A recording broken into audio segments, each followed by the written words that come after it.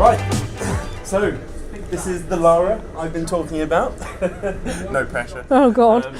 So I'm not the world's best interviewer, so I've got a whole list of questions here, but basically what I want to do is get into Lara's psyche to see what makes her tick, how she got into her main business to begin with, and basically just find that she's going to be full of nuggets. I've known Lara for a while now, and yeah. So, first of all, in 30 seconds, who are you?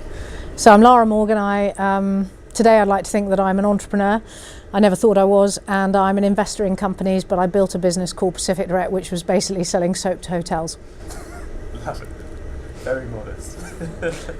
So why did you get into business in the first place? I needed to eat. To get into business and to need to eat is enough of a motivation. My dad went bankrupt and I had to get a job. So initially I got a job which was actually to finance my golfing habit because I wanted to be a golf pro. I was a good golfer as a kid and sports person, but actually it worked out that I preferred my social life. So I started selling. I didn't know that I was a salesperson, but actually I didn't even know it was a profession either, but I just started having conversations with people in Hong Kong, and that worked out that I ended up doing quite well selling promotional merchandise. And then by hook or by crook and various other experiences, at the age of 23 I started my own company, but only with a view to pay the bills, because in 1991, which was the recession when I started, there were no new jobs. Interesting. So where were you when you started? In UK, but the opportunity that I was given actually came out of, ironically, the network in Asia, where the guys that gave me the chance basically had bought a factory that made sewing kits and shower caps, and I started a business from scratch with the very exciting idea that I would sell sewing kits and shower caps. No way, so Pacific Direct was your first business? Yeah. That's really rare, because normally... Well, if you don't count trading cigarettes and alcohol at school and, doing various part-time bits, no, but Pacific was my first. And I didn't think it was going to be a business, I thought it was going to be a living. Interesting. So so going back to you just started, obviously you probably didn't have a website or anything. No, we didn't. Got some stock? And then... No, I had to sell it first before I made it, because what I was doing is, and that is really key, I would go round and show these Chinese-made sewing kits and shower caps, which I remember the Dorchester said, well, our sewing kits, they're made in Kent. And I just started laughing and I said, they're not made in Kent, they're made in China. I said, it's just you're going through a trader. And here I am with my wonderful business card saying factory representative. Even then, that was learning, because I was different. So I was telling people when I was calling up, I'm a factory representative from China. It's like this lunatic phoning hotels, and it got me appointments because it was a different message, and it was what I was doing. And off the back of that, I ended up skipping down Park Lane to the Dorchester, absolutely terrified, in borrowed clothes, because I didn't think I had anything smart enough to wear. And I ended up showing them a pre-threaded sewing kit, and candidly, it went quite well from there. No. So why the Dorchester? Because my grandmother, who was strategic advisor, thought I was going to starve. And she said, darling, at least the Dorchester will give you a fresh orange juice and decent cup of coffee. So it was pure fluke that I started at the top of this ambition and tree where, I'm literally selling to one of 5 of the top brilliant hotels in the world. And I showed them a product, and this is another brilliant lesson for people, which is if you have a niche proposition, then actually you show somebody something original that they can't get somewhere else. So whatever the service or the uniqueness, I sold a pre-threaded sewing kit. And how many did you sell? I thought I was made, so I sold 10,000, and then I worked out it was 19,700 quid. No, 1,970 quid. At some pathetic margin. And then the guys, I left the office, said, and we only call them off monthly, you can only invoice for the ones you deliver, we regularly forget to give you an order, so we then panic about delivery. You do have a warehouse. And I'm going, yeah, we have a warehouse and I can handle that. And they lived these other 9,000 sewing kits from the first 1,000 I delivered in my office. Really? Bloody hell. So I was winging it. How quickly did you have to deliver them? So literally Gertrude, the Ford Fiesta 1.1, would leave home at 4:45 with the pre-threaded sewing kits, because I didn't have a warehouse. And I think probably for the first 11 months, if the Dorchester ordered, I'd be driving to the Dorchester at 4:45 the next morning, and I was the best delivery company because I used to get in before the fish guys. And if you got on before the fish guys, you could get in and out really quickly into the delivery bays. And then I would do appointments in London and drop samples off, and you could whip round London in those days in no time. Well, obviously it was only 6 o'clock in the morning, and you can still do that, by the way, because I still do that. And then I'd do appointments and get out of London by 2, 3, 4, depending on how many appointments. And then I would go back to the office and make more phone calls and do admin. And then I might play squash in the evening for sanity, and then I'd start again. Interesting. Okay, so there's a few clues there. So you grew the business through literally cold hard. Yeah. Really cold. I mean, some days I would be making 250 phone calls, running through my Rolodex, leaving a message sometimes 3 times for the same target customer, with different messaging being created about how I was trying not to piss them off, having the ingenuity to send out wacky parcels and ridiculous. Yeah. Did it all for 2 years, and that was hard. I mean, I was sometimes, well, often I was working, and genuinely the sanity was I'd play a game of squash, have a meal actually with Granny to keep Granny sane and me sane and to look like I was doing a decent job, and then I'd go back and work again and go to bed at 10:30 or whatever, straight from my desk, and then get up at 4:45 and drive to London and do appointments. I don't think people realise how hard enterprise is. Oh yeah.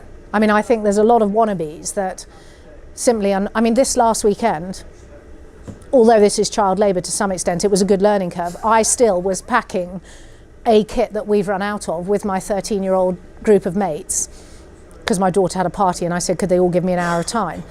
Because I want them to know that enterprise is tough, and actually what you don't want in life is a packing job.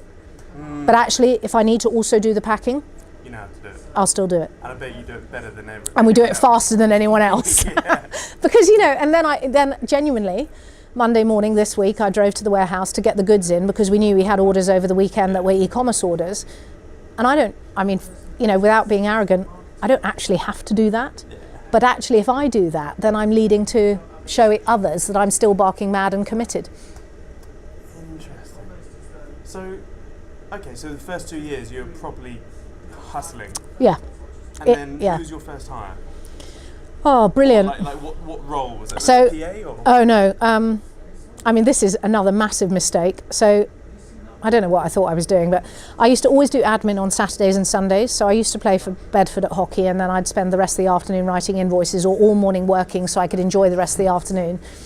And then on a Sunday, I used to know all the addresses of my customer in detail so I could plug out the invoices and do envelopes and stuff. But I employed Rachel off the hockey pitch because she was frankly the second most opinionated person there. I was the most opinionated, and I just saw this wonderful young woman who, has clearly proved, she now is in another business and doing brilliantly, but she brilliantly joined me. Her father, who was a NatWest banker, interviewed me when I was trying to employ her. It was very funny. I was 25. And I remember thinking, oh my God, I'm actually being interviewed. Isn't this the wrong way round? But actually, it was a brilliant choice because I went with my gut feeling. But she was I employed another salesperson and kept doing the admin on the Saturdays and Sundays because I just wanted growth. And I knew that I had the time to do the admin by being more efficient and being better with my systems, and it was more profitable. And then the third employee, honestly, also from the hockey club, was a lady who was married to one of the best, brilliant hockey players who was a surgeon, but she was a town planner, and that recruit was an operations person. So that was the madness. But it just shows you how I put sales first. Wow. And I will do that all day, every day, whatever. And the businesses that don't, more fool them. Really? Yeah, really. Wow. Even now, whatever you cannot sell by email. You can filter, you can find, but you can't sell. Okay, so that first year of trading, in today's money, what did you sort of turn over? So we did 108,000 in year one, 1991. We did 360 in year two. That was the royal we, me. In 1990? 92, yeah. Oh shit. And then 880,000 in year three, in 1992, and it grew. But I thought I was a failure. How come? Because I had no benchmark, no no parameter for what other people did and how fast they grew. So this 3-man band that invoiced out £880,000 with an £817 bad debt was extraordinary, but I had no idea. I just thought we could have done better. And that was my absolute driver. We can always do better. And you yourself were living on a shoestring throughout that time? Buttons. Yeah. And that's, for me, that's the price you pay in order to re-inject every penny of profit that you can, because you're not going to get cash as a gift. There isn't any bank that's going to back you within that time frame, not ever. And you're showing that you're genuinely believing you in your product. So if I could live off boiled eggs, I'd lived off boiled eggs, because then I had more profit. I wasn't extracting it from the business. And actually, it was a mistake that I didn't learn from, in the sense that until I went away and did a business school program, I didn't realise that undervaluing me, if I chose to exit, would be something that would cost me. So I had to gradually, but I mean, it took until 9 years. When I went to business, the business growth program at Cranfield, I was paying myself £24,000 or £26,000 a year, and I had one child, a husband who was not being paid, but he was working in the business, and we were mad. No way. Yeah. So what year of your business did you have your first child? 1998. So from 91 until 98, we were so lucky because we were so young that, I mean, you know, Charlie and I, my husband and I, he joined after a few years, but I begged him to join. And we would go to the office on Saturday mornings and work until 3 in the afternoon. And then he'd play rugby, I'd play hockey. It just depended. And that was our release. And then we met up and had a social life. And then I think I loved what I did. How did you balance the baby with business? With a nanny, because I'm honestly not. I had no idea how I would feel about these new little noisy, dirty things. And so I sort of gave it a chance, but after, frankly, 21 days, I put an ad out and got a nanny. Nice. And I was already back in it. You know, I was breastfeeding for 6 months, but still back in it. And I used to take Katie to meetings. And she's 19 now. Wow. So, you know, I don't believe you should put life on hold just because you're an entrepreneur. Okay. You don't have to. You did, though, didn't you? Because you carried on steaming ahead with... I don't believe that you put your personal life on hold. Okay. What I'm saying is that I think you're either all in, and the reality is you will make sacrifices, and there is no such thing as life balance. It's really hard work, and you have a lot of shit days. The good news is they're all yours, and you can do something about them, and you don't have to report to anyone, and you've still got a choice. So when you screw it up, there's only one person you can blame, and you've got to then go, oh well, over, under, round, through, whatever, I will survive. And you know, choose which 18-hour block of the day you work. Yeah, correct. So, and if you push your luck, more. You know, I mean, I started to travel quite a lot, which is even harder. I mean, running a global business is a whole nother level. But if you don't have that vision, that's fine. Yeah.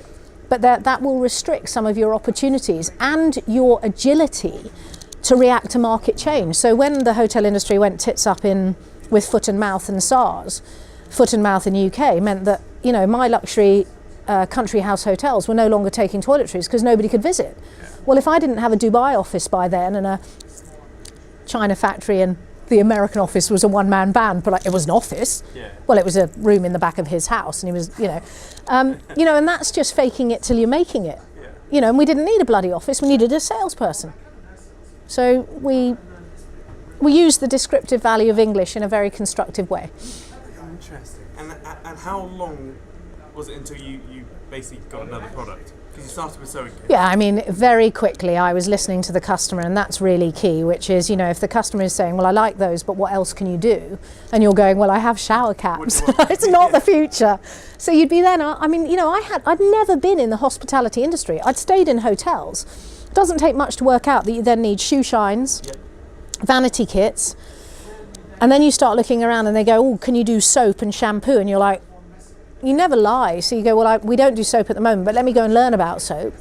So I'd do my homework and I'd source soap and I'd go and see soap suppliers, and we traded soap, and in the end we traded soap in 11 countries, including Guatemala. You know, I mean, Poland and China and made in England and Italy and Switzerland.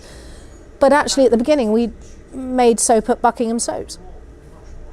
And how long into the business did you first go global then? Ridiculously early, and only I think because I had this unbelievable gift of a childhood with an international upbringing. But the guy at the Moscow, can you believe it? My first Seriously? international customer was Russia. Moscow. Well, so there was a Penta, P-E-N-T-A hotel at Heathrow. It was vast, 650 rooms, airport hotel, vast occupancy. Got on really well with Jean-Paul de Guy, who is still a friend, and that just shows you, doesn't it? And I value Mr. Frog very highly, and I miss him. But he went to Moscow, and he phoned me up and he said, we don't have decent slippers like the ones you supplied us at the Penta. He said, can you do it? And I said, yes, but you'll have to pay in advance, because the only rule I had is I'm not risking my money. And if you learn international sales, you deliver nothing without money, because you have no legal premise. Yep. Once you're outside the laws of England and Wales, in other words, you have let the goods and the bill of lading go, you're in no man's land.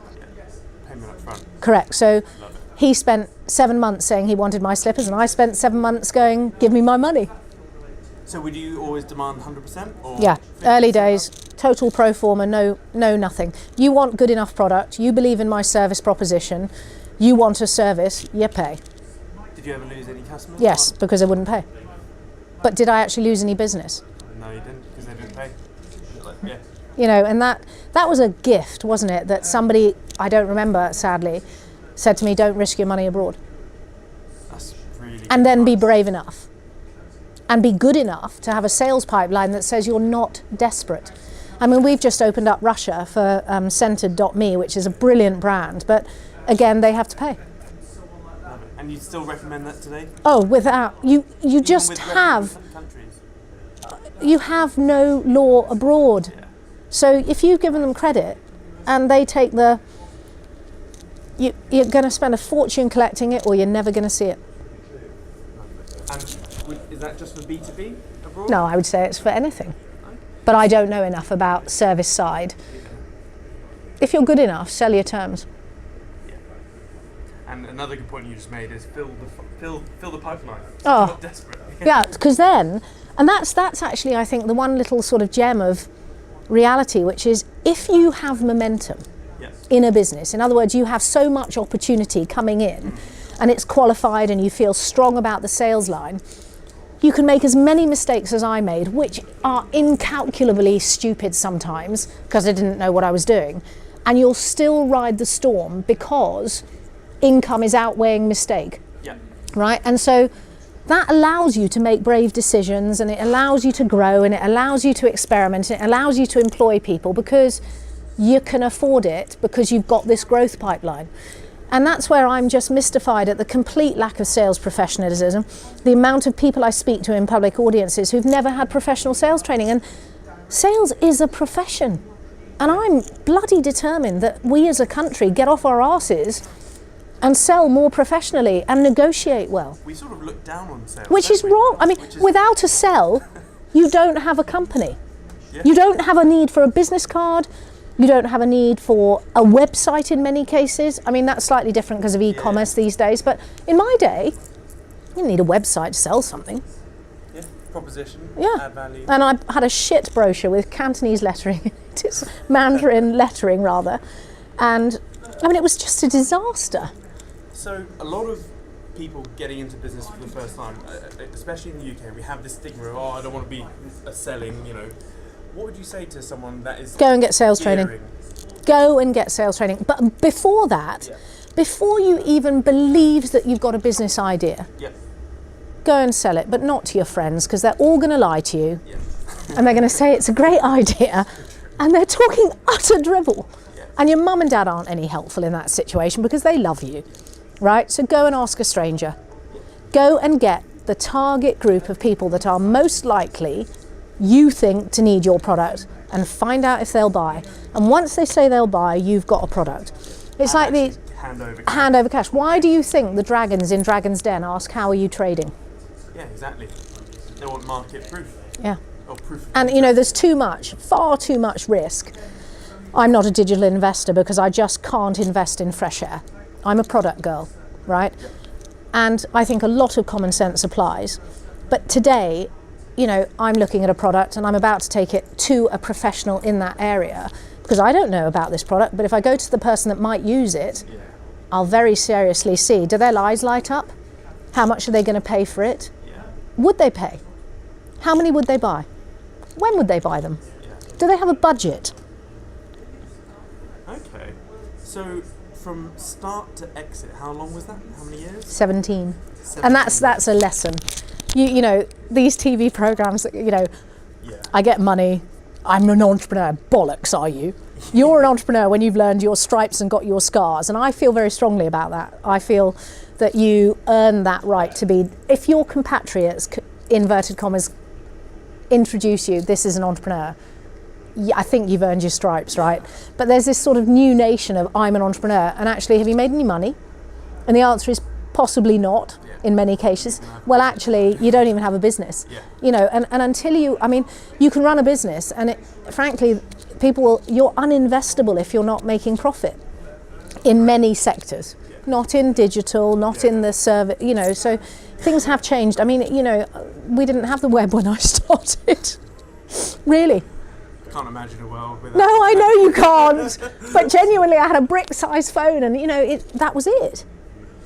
So we're going to go into all the mistakes in a bit. I've just got a few more questions before we sort of unopen that can of hideous mistakes, hiccups. Brilliant.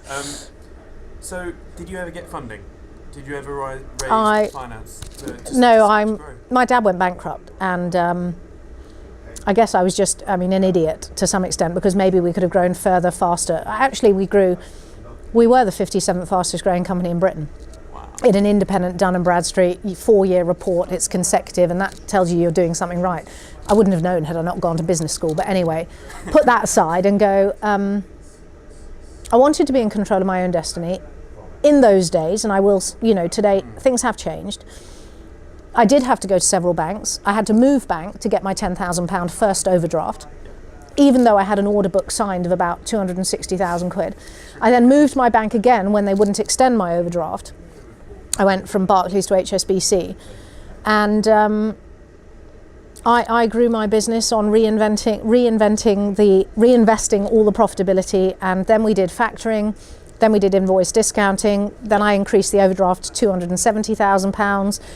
Then I had to put a personal guarantee on my house, so that shows I did believe in my business. Then I got my personal guarantee back after 6 months, but in September the 11th we nearly lost everything. And in the end, when we exited, we had quite significant terms, and I still owned 99% of the business. So but you can do that still. Who's that 1%?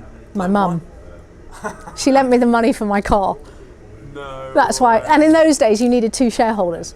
And if I'm honest, I guess I would have been 100% mine, but Mummy did quite well. Yeah, no shit. 200 grand, it's quite good, isn't it? Return on investment. That is true. So, okay, so it took 17 years from start to exit. Yeah. Through a failed exit, through so many failures you can't list. Yeah, I was going to say, so how did you exit in the end? So in the end, I had a baby in 1998, another child. How long did it take? Well, I failed in 2004. By then we had been approached numerous times, which is a real privilege, but it's very distracting. And so a good business leader should never ever bother to entertain that call if they really aren't ready for exit, right? Because it's just distraction, it's vanity. And I fell into that trap as well. And then because of September the 11th, where I nearly lost everything, I sort of got to the point where I was about to have baby 3, and I just thought, I'm bloody knackered. Sorry, I'm messing around with sound here, that must be very annoying. And I thought, do you know what? This thing is vast and it's over.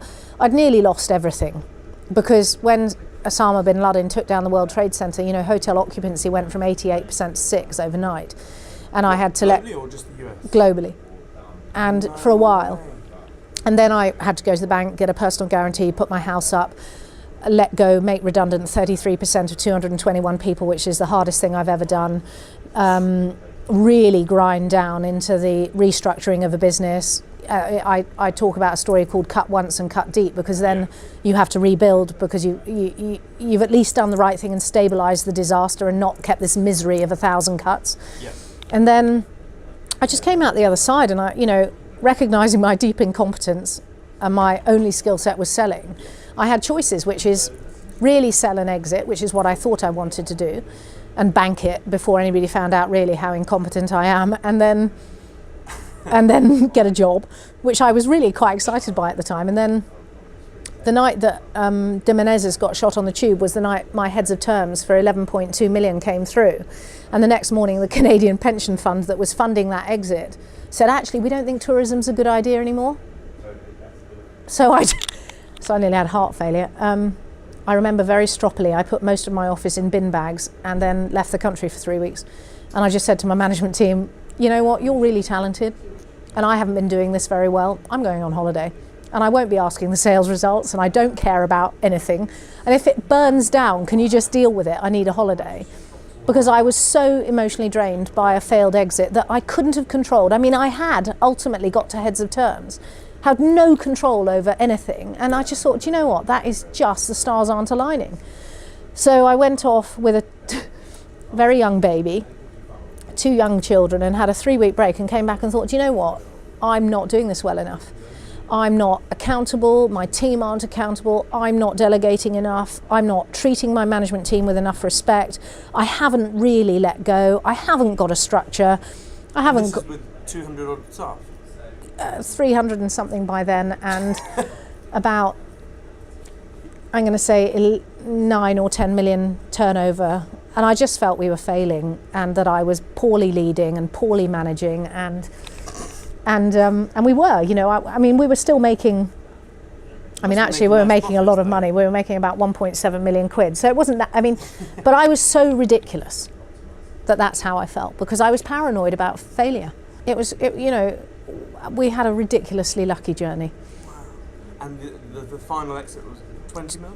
Yeah, 20.2. Which I like to think is 20.2 million pounds. But what I didn't know again is, you know, I went to the city as a 99% shareholder, yeah, in a business making 3.3 million EBITDA.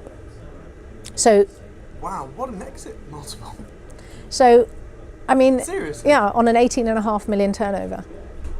And we did well. Really good. Yeah, we did well. How did you manage to get the exit multiple that Because we had great contracts with great blue chip companies. We were Intercon, we were Four Seasons, we were Sofitel Worldwide, we were globally established, we had an amazing distribution and supply chain. We were a magic team, and they were a magic team. They were the most amazingly capable, multilingual, talented group of people that I would trust with my life. How complex was the exit? Was it a case of a bit of an earn-out? No, I didn't. I was taught very early in my business career that cash is king. Yeah. So, you know, turnover's vanity. That is true. I'd rather sell for £1 and make millions. Profit is sanity, but cash is king. Yeah. So I wanted the deal to be all about cash. I actually retained just below 20% of the business on exit. Mm-hmm. So I went from 99 to just below 20%. Yeah. And then I held it and exited quite nicely second time round, which was more luck. And education. I went to Stanford and did a course called Strategy is Destiny. And I learned and applied my learning, which was if you earn that many shares and you sell, then hold a bit, because you've got nothing to lose. And when you've taken the kind of money that I took off the table... Forever money. It was forever money, so risking 20% it's only an upside.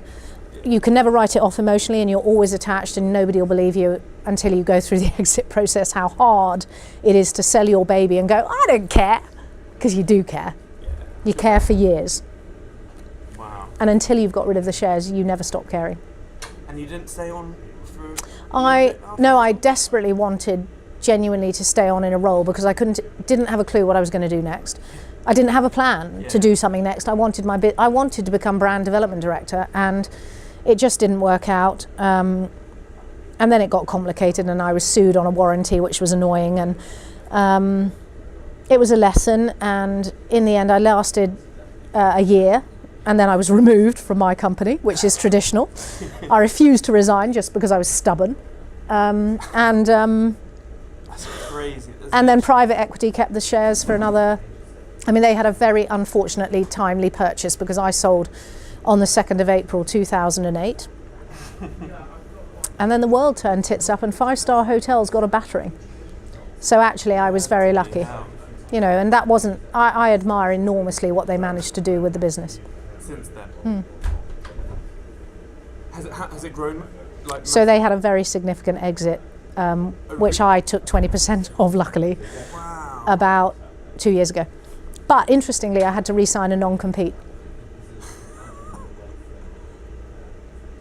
Because what's really interesting is I didn't realise that the hard work that I had done to become the expert in the hospitality trade that I was in, which is basically selling soap for a living, which was a little bit more than that. Well, we became brand licensing experts globally in this process, and we represented Bulgari and Penhaligon's, and we were extraordinary. And when I say we, some of it, and you can't say this without lacking humility, having to re-sign a non-compete after 6 years was mind-boggling. Wow. Because that is quite exceptional, but I was still perceived to be the expert, and that was a real privilege. And it blew my mind. And a bit of a cuffing your hands? Oh yeah, I mean a proper 2-year non-compete. Wow. So, which has just ended. Okay, so I've got a few questions about that. So, okay.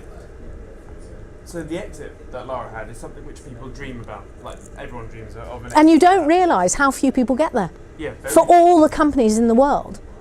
73% of businesses globally never breach $2 million turnover. That's turnover. Let alone an exit. An exit. Okay, so you've got a big lump sum of forever money, because it is whoever you talk to. It is forever money. It's forever money. What did you do? So you got home. No, what happens, and lots of people don't know this, is that although you signed the paperwork, which took us 4 hours and 47 minutes, and somehow it always finishes at some ridiculous time in the morning, is you don't actually get your money till the next day when it goes through bank clearing. And of course I didn't know that because I'd never done that, and that really pissed me off. So I queued at HSBC. I mean, this is ridiculous. I just wanted to know it was there.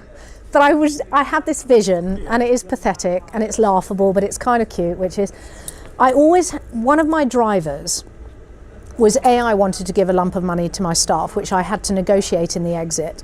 I gave away nearly £2 million. Yeah, no, that was before that. And I desperately wanted to go to the counter at the bank with a slip of paper. And I got into HSBC, and the man looked at me, and I was 40, so I didn't look this old and grey. And he said, madam, we can show you how to use the machines. And I'm like, I know how to use the machines, right? And so I said, and he said, there's a queue there. I said, no, I really want to queue. And he goes, are you worried about the machines? I said, no, I promise you, I can use the machine.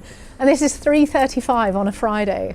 And I queued up, and I had my little bit of paper, and I put in my account number, and I put it under the thing, and the lady did her bit, and she's looking at the screen, and she's got her pen, and now her hand's going like this, and she looks up at me, and I know she's not allowed to ask, and I know she can see the number on the screen, and it's like, by now I've got tears welling in my eyes, and she goes, can I ask? And I said, yes, I've just sold my baby. And she said, shall I write this in my best handwriting? And I said, could you? And by then there's and I've got that piece of paper. Really? Yeah, because it's just, no, I haven't framed it, but I know exactly where it is. Oh, you should frame that. No, because it's obnoxious. And it's just extraordinary that, and the answer to your question is I did very little. We went on a family holiday for 10 days, and now I'm CEO of Pacific Direct still. Because we were recruiting a new CEO and a new chair lady and all sorts of change. Okay, so I think I know the answer. Because you've gone through the ringer and you've learned a lot about money and business, etc., it was going to be unlikely that you'd blow all your cash like a lottery winner. So, well, I don't know how appropriate this is, but you're taught by the enterprise community about the 3 Fs. And somebody flies, can... floats, fornicates. Yes. Yeah. Don't do it, right? So you wait. So you wait 6 months to make any really big decisions, and that was really good advice. And I didn't make, life was, went on a really cool holiday, which we'd never have dreamed of going on before. Where genuinely I arrived at this hotel, the kind of hotel that I'd sold to for 17 years, and we were staying. Whereas before I'd stayed in Travelodge and Premier Inn. Nice. I'd never, ever really, I'd still been travelling in economy class. And in fact, even on that holiday, No, you and weren't still, economy, were yeah, you? On that holiday? we still do. Even today? Because I've got a 13-year-old who has not earned the right to travel in business. Ooh, okay, I'm going to have to do a tangent there. Okay, so tell us about that. So that for me is everything. I mean, I have this ridiculous journey, but ultimately what am I going to be remembered for? I'm going to be remembered for the children that I bring up who contribute to society. Yeah. So I work very hard to be a miserable cow of a mother, sometime present, not always, but actually clear rules. You earn what you earn, you treat pocket money with respect, I'm not perfect, nobody's perfect, and for me that's the most important thing, and we haven't got money isn't, it's not about the money for me. It's been I didn't set out to, I set out to get security. Yeah. I know that comes with money in the bank. I have it, which means I have all the choice in the world. But let me also repeat, I do, and my children have not earned that right. And they already get massive privilege. Yeah. They get massive privilege. They live in a place that they can't contemplate where I grew up. I grew up in a 3-bedroom flat in Hong Kong with my mum opening her bloody clothing cupboards, getting her clothes out of my bedroom, waking me up every morning at 6:30. I grew up, offering, do you want fries with that at McDonald's as soon as I could get a job there.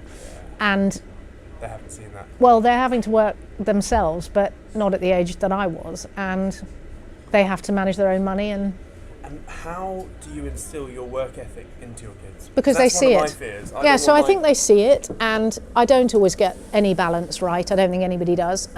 It's very, very important to me that they're not lazy. Yep. And that they learn you get out of life what you put in. Okay. And sometimes I will let them flounder because I think they need to learn the lesson of actually money doesn't grow on trees and you can work it out. And I also, I want them to have confidence. So I had this hugely lucky journey of being abroad and going to school in Scotland. Yeah. And, today I've had a 13-year-old who came up from Salisbury on the train on her own, through London on the tube, came to the flat. We went out last night. She left the flat this morning, got the train, went to see a mate in Bedfordshire, my old nanny. And that just shows you that she's getting on, and I'm proud of that. In fact, I think I want to murder her because she hasn't told me she's there yet. Yes, she has. And that's important. Any of them going into business? I've got a 13-year-old and a 16-year-old and a 19-year-old, and I keep floating the idea that they could be doing some stuff. Yeah. But they're okay. One's got a pub job, the other's looking for her first job now because she's got her Vespa, so she's got freedom. Yeah. And that it's a learning thing, but they earn money cleaning cars and babysitting. Okay. And yeah. So we now need to confront the hiccups. Agony. I don't want to. Yeah. Okay. Cool. 5 minutes, 10 minutes. Right. So, what is the biggest error you've ever made? Not being ambitious enough. Really? Yeah. That can't be the biggest mistake. Yeah, it's the only thing I can think of that I look back and I think, do you know what, if you've been braver, if you'd pushed the boundaries harder, you would have had a bigger sales force, you would have trusted more people to really grow this thing faster. So it's about my own inability. Really? So your biggest mistake is regret? Yeah, for me. Okay, but obviously pushing harder, you're opening up yourself to more risk though. Yeah, you are. I mean, and maybe I knew that, and maybe that was my fear. And, maybe I talk shit most of the time when I say I trust people. I do trust people. Yeah. But I also think that once you're now risking it all and you've risked it all for 15, 16, 17 years, I think you risk less. It is difficult. Interesting. And I also think there's a time where you go, in my case, the hospitality industry became quite small, and what a privilege that is, that you get to know it on a global scale and that you have a reputation on a global scale to some extent, which sounds a bit hideous, but a good reputation, I think. And the business had an amazing reputation because we really set A-grade standards and got A-grade players on the bus and were relentless about customer service, which was so critical for everything. Because you supply a 5-star hotel, you supply it well and on time and early and everything. And there are so many other mistakes, but I should have got more funding. I should have I shouldn't have held 99%. I should have been more sensible with my share structure. I should have thought about that, and I didn't know anything about that stuff. What, as in release equity to to raise others, finance to create yeah. others, and also to get my management team even. But they worked unbelievably hard. I mean, could they have worked harder? I don't know. Did they benefit? They did, because I looked after them. But could I have done that a better way? Yes. I could have done so many things. You know, lots. I mean, I look back and I think, you know, it's the real game of business is absolutely relentless and continual improvement. And were you ever close to going bust? Oh yeah, I mean, when I went to the bank after September the 11th, and our timing had been bad, unlucky bad. On the 1st of September of 2001, we rolled out the biggest global supply chain contract for hospitality to Sofitel Accor, which was the biggest chain of hotels in the world. So they had 137 hotels in 57 countries, and we were selling in French to most of those countries as well, which was, you know, all our innovation, a huge range of products.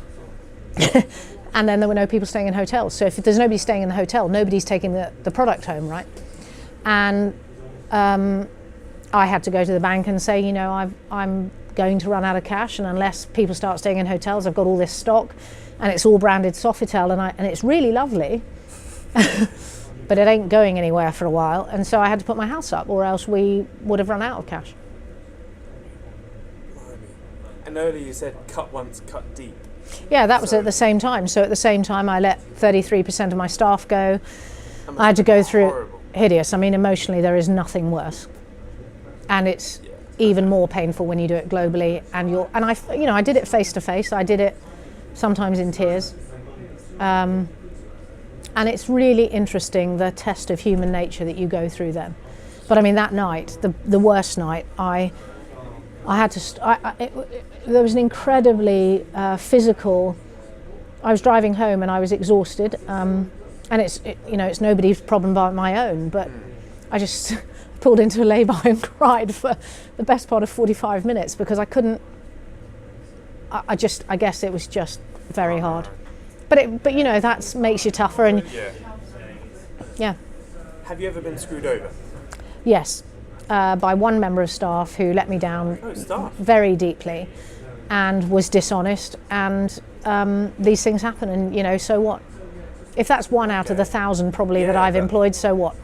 So you've never been screwed over by suppliers or... No, you get the odd bad debt, but actually, you know, when you say screwed over, I actually think if you do the right thing, make the right promises, deliver the right promise, do it with integrity, don't overpromise, don't under-deliver.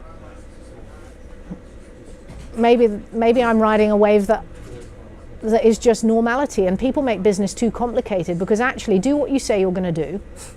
Simple. That's business. And what about the lawsuit? You said you were sued? Yeah, so I was sued on a warranty when I sold. I can't disclose the details. It was painful. It was a lesson. It won't happen again, but I didn't even really understand warranties as a whole. And I got set up, but that's my opinion, and I can't talk about it. Got it. And how much did it cost you in legal fees? It cost me, it cost me 1.6 million quid. Oh my God. But I don't believe I was wrong, and yet I paid the price. That's ridiculous. I've got a 50 grand legal bill at the moment for something going on, and I thought that was pretty high. Well, I won one. I mean, you know, I also got bullied in America, which was a real test of character, because the big boys in America will take you on just to slow you down, and that's exactly what they did, and it's standard precedence. Yeah. So I had to back $372,000 worth of legal fees until I won that case and got payback. Okay, so let's finish this off. So what would your top 5 tips be for someone that's just setting up in business? They're one-man band, doing, I don't know, God knows whatever. Yeah. So the first thing is you have to run your finances. Yeah. Because if you don't run your finances, you're toast. You don't know where your money's coming in, and you don't know where it's going out. And second tip aligned to finances is cost yourself, cost your service, cost your product with meticulous detail. Okay. For opportunity cost, for the bus fare, and everything in between, and the number of bus fares that it's going to take to win the business.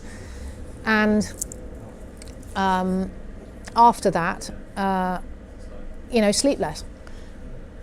I mean, genuinely, it's a race. Business is a race. So the more you work hard and smart, get sales training, total biased. Yeah. It's not impractical. And, you know, if you are just setting up, then for God's sake, check you've got a product that's going to sell. Got it, yeah. You know, those things seemed common sense. And I've just remembered some questions, some key questions. You've got 4 babies at the moment in terms of business babies? No? 5. Five. Yeah, 5. So what are they? So Gate 8 is a If you brilliant... can put all the links up as she's saying this, that'll be good. Okay, so Gate 8 is a brilliant luggage company that avoids baggage check-in. So it has a zip-off system. It's paid, you know, it's really clever. British entrepreneur, British enterprise, British engineering, brilliant product. And it just saves time and money because you never have to check your kit in and you're never going to lose it. And you know that anxious feeling. So the Gate 8 proposition is save time and money and travel faster. So for me, it's a great investment. Yeah. I have, I mean, my really big baby is Scented, Scentered, so Scented with a C, but S and add an S. And that's a mood therapy brand, which is a new niche invention. And it is extraordinary that you apply this pulse point product, which is about helping you change mindsets or helping you have a tool to change habits or reminding yourself that actually life ain't too bad, just take a breath and oh shit, I went wrong, and deep breath, another day, another dollar, you know, crack on, be confident and focus well. And these are brilliant aromatherapeutic blends, which go back thousands of years in terms of actually, you know, in the old days, they used rosemary to stay at night when they were guarding a castle. So actually, if you want to naturally stay awake and alert, use rosemary. Hello, it's not this. No way. So that's portable therapy, and it's brilliant. And I think we're gonna be the next Wrigley's chewing gum in a healthy way. Yeah. And then I have an awesome investment in Dry Robe, which is an outdoor piece of kit, and it changes lives because it helps children feel comfortable on the side of a hockey pitch or a rugby pitch, or on a beach, or when you're it's just a brilliant piece of kit that you can get changed and stay warm. And again, you know, that example of the simplicity of the strapline, get changed and stay warm, that lesson back to the 5, learn to pitch your company. For God's sake, learn to pitch it. And then I have Kit Bricks, which is a brilliant... Going back to... so surely the Olympics is game time for you. Yeah, so we actually made the... Adidas robe for the Olympic team last time round for GB team. And then I've got Kit Bricks, which is the most robust, brilliant, no fuss, just organised kit bag, not like a sports bag, but an organiser system for regular sports people and people who just want to get their kids organised. So I mean, each of my kids has their own colour of Kit Bricks. It's bloody brilliant. It has a rubber moulded bottom, so as a mum I get it, but I also get it as a triathlete, and it just is a zippable together backpack system that is times everything. For me is about time and health and well-being. I mean, all I've got left in life is time and health. Time is ticking away. I want to be healthy, so I have to look after my engine. And then I have Global Amenities, which supplies hotels, which is a new business. Oh, so okay, so which is like the old days, but not quite the same. It's better and different. And you're allowed to do that now. Yes, I am. So that's quite new then. Yeah, 2 years, but it's not quite the same as I used to do. It's beating what I used to do, and I actually have a 6, but it's my disaster in the sense of I've got everything wrong. The brand colour. What is it? Active Bod, which is it's got potential, and I wanted to do it to make money for people to recover from sports, but actually I wanted to pump all the profit back into well-being, and I haven't quite got that right. We're in Tesco's and it's going okay, but it could be bigger. So why are you doing all of this? Like, you have forever money. Like, yeah, but I'm 40 when I sold. Yeah. I then did Startup Britain. I did triathlon, came 10th in the world at that. That went well. Really well. Surprisingly well. But I can't just cycle and swim all my life. I'm too old and I'm falling apart. And I love backing British invention. So if it's a product and it's really got a niche and I can see that there's a market potential. Yeah. So for example, I'm looking at a product at the moment that is a chair for nursery school teachers. But it cannot be a UK only product because there are only 49,000 nursery school teachers. So selling 49,000 chairs is not enough. And you're not gonna have so are you asking yourself the basic questions, or is that a hobby business? Well, actually, if the owner doesn't want to go global, it's a lifestyle business. Yeah. I'm not interested in lifestyle. You need scale. Yeah. And I have this unbelievable luck about having distribution network around the world and friends in 110 countries that I've sold to. So what's the goal with your 5 babies then? Yeah, to make them. To- Well, I to want to make exit. £100 million As a group? cumulative. That's the target. 100 mil? Yeah, so I can just give it away. Really? Yeah, because I've got all I Yeah, need. so That is the goal. I love it. Seriously, Love it. I don't often say that out loud. So, okay, this is a very last question. That's a score chart. That's amazing. So, if it magic wand, Yeah. what are you looking for right now? Let's say someone is watching this who can help. Something. Yeah.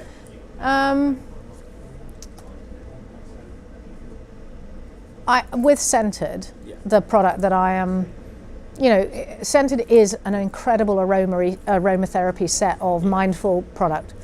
And we are in America and we've just opened in Core Power Yoga. But if I was to have my magic wand, I want to find the cool chain of coffee shops where Scented can be on the till point and accessible to all, like a chewing gum or like a bounce bar or like a graze. But I want to be the new portable therapy that is life-changing for anybody and everybody, wherever, whenever. I love it. Hopefully someone's watching. That is serious. That is really serious. I genuinely think we can replace crap at the till. That's cool. And I love the 100 mil goal. Well, you've got to have a goal, haven't you? And what am I, I'm 49, I've got nothing to do with my life. My children don't want to spend time with me, they're teenagers, I'm not cool. And, I don't want to be a dragon. Love it. Lara, thank you so much. Really nice to see you. You're welcome.